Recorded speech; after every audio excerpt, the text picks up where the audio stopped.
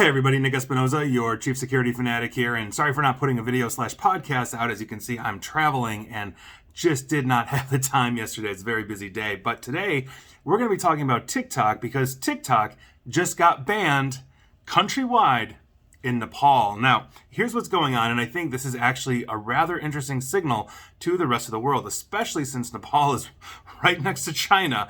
Now, here's what happened. Nepal's government decided to ban TikTok basically this past Monday, saying that it was disrupting quote-unquote social harmony throughout the country. Now, the announcement was made in a cabinet meeting. Foreign Minister Narayan Prakash Saad said that the app would be banned immediately. Quote, the government has decided to ban TikTok as it was necessary to regulate the use of the social media platform that was disrupting social harmony, goodwill, and flow of indecent materials, end quote.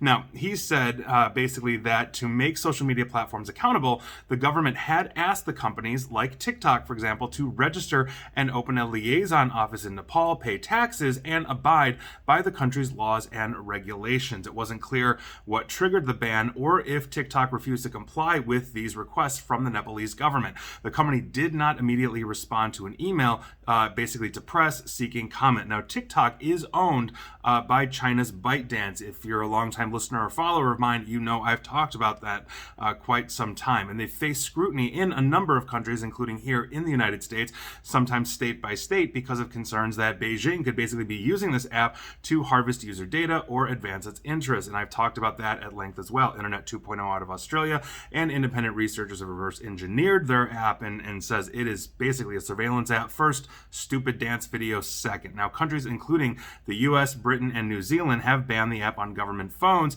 despite TikTok repeatedly denying that they've ever shared data with the Chinese government and would not do so if asked. The problem is TikTok openly admitted that they basically save everything infrastructure-wise here in the United States at using Oracle's data centers, but they replicate that data to Singapore, which obviously is outside U.S. jurisdiction. So God knows who has access to all the copies of all the stupid and lewd dance videos that American teens or whoever are doing. So Nepal, for the record, has also banned all pornographic sites in 2018. I do not know the Nepalese government structure, just how authoritarian or not that they are, but regardless of that, I think this needs serious scrutiny. And if countries like Nepal, especially when there is Chinese influence, given, again, their proximity to China, these are things that need to be taken seriously. And I think that every government really needs to understand not just TikTok, but the deleterious effects of social media and what it's had on society. It has basically driven a wedge in society. It has lowered trust. It has depressed us. It has done a whole bunch of different things that I've talked about